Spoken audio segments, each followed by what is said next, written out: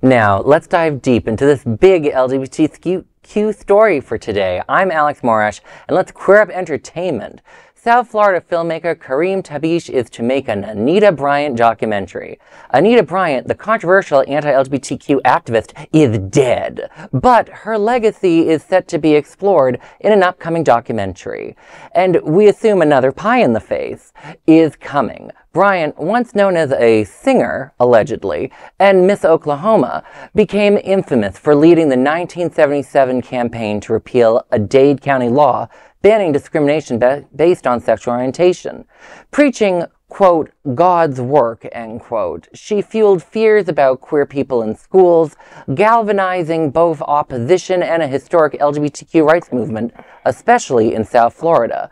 Many credit the response to ANITA BRYANT, launched the advocacy group SAVE, and the first Pride event in Florida, Pride Fort Lauderdale.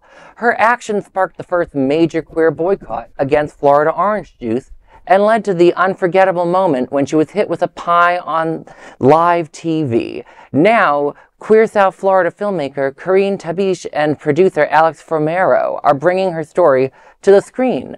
Tabsch, known for The Last Resort, aims to explore Bryant's impact and the ongoing fight for LGBTQ rights, especially as new threats emerge.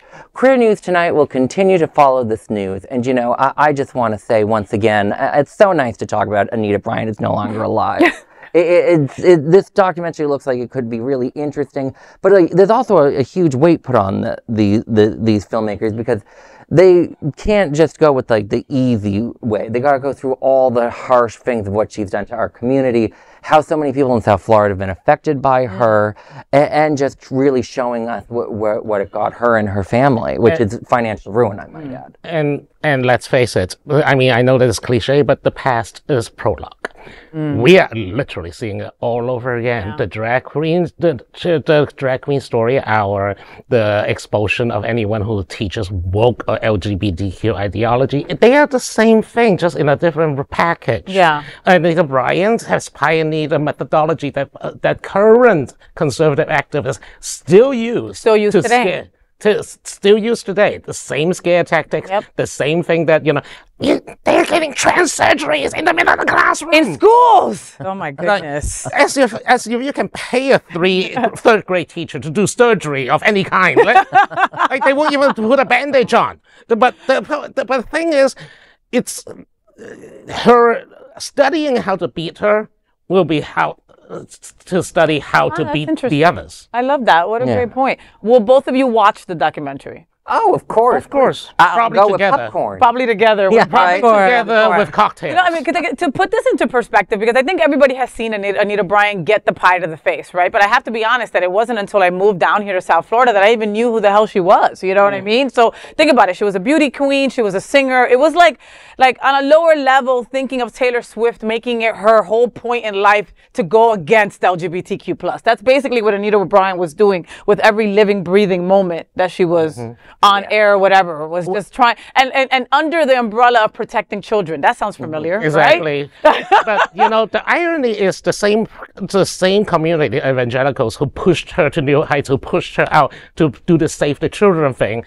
Later, when she divorced her first husband, they all shunned her. Really? Yeah, they all shunned her. She remarried, and after years of obscurity, she tried to do, I remember this whole long article about it. She tried to set up like a music theater thing in Tennessee, like in Pigeon Forge, the very conservative area, kind of like conservative Vegas. Okay, oxymoron there, but okay. Yeah, but you know what I mean. Yeah. But and they have been dodging taxes and unpaid bills for year after year after year. They just run away I had no idea. Like, I know that she is just a perfect person to explain karma. Oh, meanwhile, her first husband stayed in Miami Beach. Can you imagine watching it go by, like, as the place get gayer and gayer and gayer?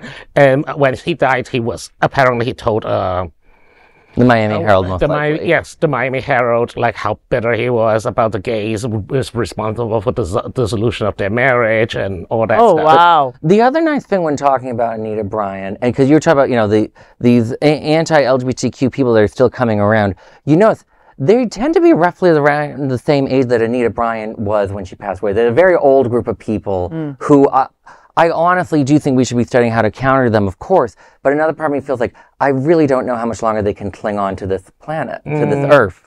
Yeah. I don't know. I mean, there are plenty of generations of evangelical will still rise and will still scream the same thing, will still propagate the same lies about our community. So better be vigilant and have a response and no response. Do you think there'll be a lot of them after her generation is no longer with us?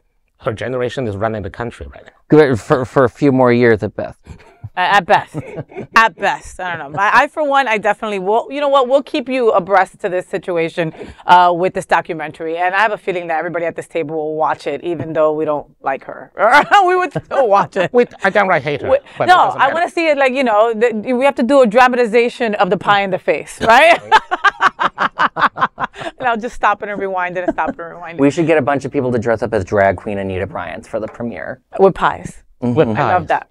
So that is the big LGBTQ story for today. There is no other queer nonprofit media platform like this in the entire world. Support our LGBTQ stories by subscribing and sharing Queer News Tonight.